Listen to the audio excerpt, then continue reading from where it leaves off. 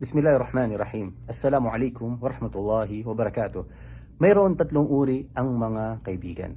Ang una rito, kaya kanila sinasamahan dahil sa natutugunan mo ang kanilang mga pangailangan. Sa makatuwid, sinasamahan ka dahil sa material na bagay o pangkamunduhang bagay lamang. Ikaw ay may kaya sa buhay, natutulungan mo sila, kaya kanila sinasamahan. O di kaya naman ikaw ay tao na maimpluwensya.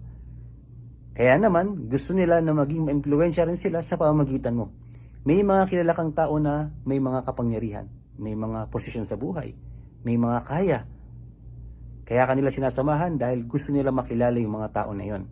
Gusto nilang maging sikat na tulad mo, kaya ka nila sinasamahan. Ito yung una.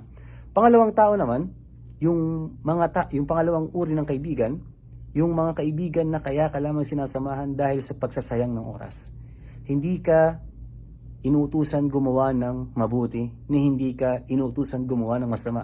Kwentuhan lamang, pasyal lamang, punta rito, lakwatsa, hanggat sa masayang ang oras sa mga makamunduang bagay.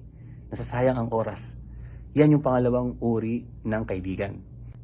Yung pangatlo, kaya ka sinasamahan ka para kay Allah subhanahu wa ta'ala. Minamahal ka alang-alang kay Allah subhanahu wa ta'ala. Kapag ikaw ay nangangailangan ng payo, pinapayuhan ka. Kapag ikaw ay nagkamali, itinutuwid ka.